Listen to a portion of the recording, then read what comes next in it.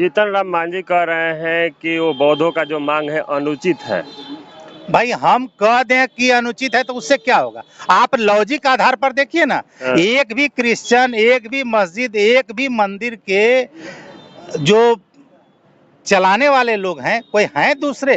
सभी साथियों को नमो बुद्धाय, जय भीम। जैसा कि आप लोग जानते हैं कि बोध गया में महाबोधि महाविहार मुक्ति आंदोलन के लिए 12 फरवरी से बौद्ध भिक्खु बैठे हुए हैं। इस मुक्ति आंदोलन का ताकत देने के लिए जगह जगह से लोग आ रहे हैं। तो देखिए अभी हमारे पास मौजूद है पूर्णिया के पूर्व बीडीओ मनोज कुमार सिंह। थोड़ा सा जानते हैं कि क्या इनके विचार में आया कि यहाँ तक पहुँच पाए। सबसे पहले स्वागत है सर आपका। देखिए, आपके चैनल के सभी दर्शकों को और आपके चैनल को भी हम बहुत बहुत धन्यवाद देते हैं कि जो आप कंटिन्यू इस तरह का मैसेज उठाते रहे हैं जी। और जनता के सवालों पर जुड़े हुए रहे हैं। अपना पूरा परिचय एक बार दे दीजिए। अब मेरा नाम मनोज कुमार सिंह है, पैतृक घर नालंदा हुआ।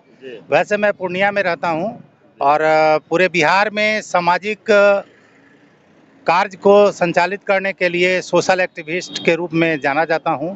और जो जनता के सवाल हैं उन सवालों को हम चाहते हैं कि चूंकि मैं प्रशासन में रहा हूं, प्रशासन और जनता के बीच में एक लंबी खाई रही है, तो वो चाहते हैं कि वो खाई को पाटा जाए और सही मामलों में जनता के सवालों को प्रशासन तक पहुंचा करके उनका निपटारा किया जा सके।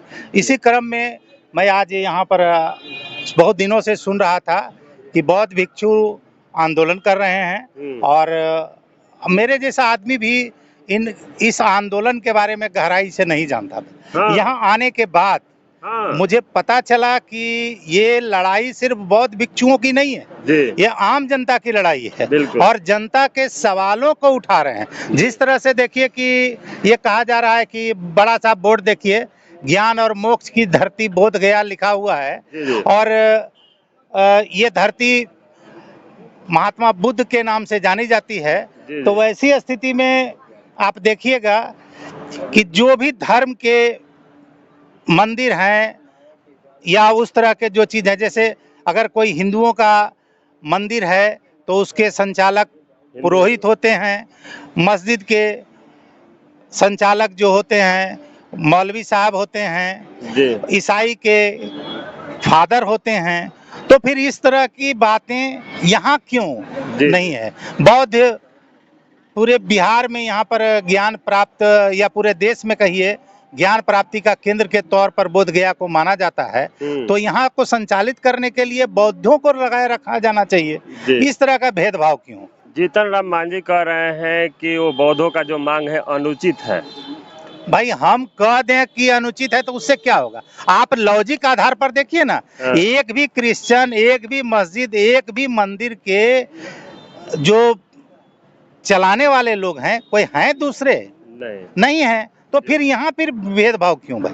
बौद्ध को भी चलाने के लिए बौद्ध को रखना चाहिए, इसमें अलग थलग बात कहाँ है? इसीलिए तो देखिए इन लोगों ने रखा भी है कि बीटी एक्ट 1949 को निरस्त करो।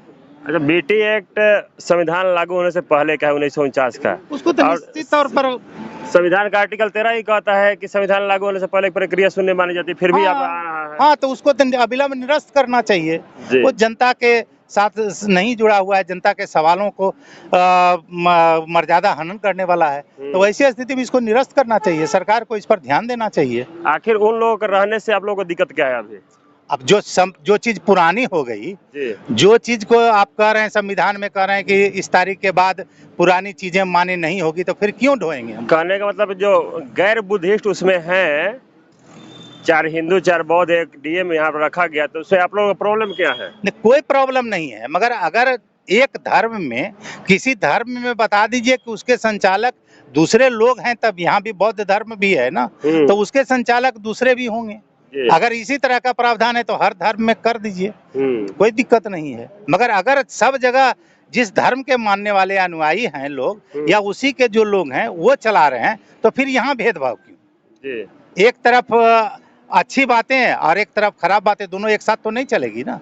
क्या कहेंगे मोदी जी को, जो कहते हैं दूसरे देश में जाते हैं तो हम बुद्ध की धरती से आए हैं, लेकिन यहाँ बौद्ध भिक्षु आज 55 दिन से बैठे हुए लेकिन फिर भी नहीं सुन रहे हैं? नहीं, उनको तो ध्यान देना चाहिए। जब आप बोलते हैं कि हम बौद्ध की धरती से हैं, तो माननीय प्रधानमंत्री हैं भाई, इन सारी चीजों पर उनको संज्ञान लेना चाहिए। ऐसे तो नहीं है कि उनके नॉलेज में नहीं होगा, जी, उनको जी। संज्ञान लेना चाहिए। अभी देखिए ना क्या हालत है, कई एक बिच्छू लोग की तबीयत देखे कि सुने की खराब है। हाँ। इतनी गर्मी पड़ रही है गया में, तो ऐसी स्थिति में इसको संज्ञान लेकर इनकी मांगों जायज मांगे हैं, कोई नाजायज मांगे क्या नहीं। कहेंगे बिहार सरकार से, क्या कहेंगे?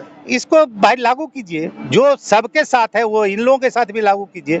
इसको अविलंब बीटी एक्ट को आप रद्द कीजिए और बौद्ध धर्म के जो लोग मानने वाले हैं उनको संचालन करने की आज़ादी दिया जाए। चलिए, बहुत बहुत धन्यवाद सर। तो देखिए इस तरीका के ये पूर्णिया के पूर्व वीडियो साहब थे। इनका कहना है कि बौद्धों का जो मांग है पूर्ण रूप से मिलना चाहिए। बाकी आप लोगों की क्या रहे, अपना प्रतिक्रिया जोड़ दीजिएगा। सभी साथियों को नमो बुद्धाय, जय भीम।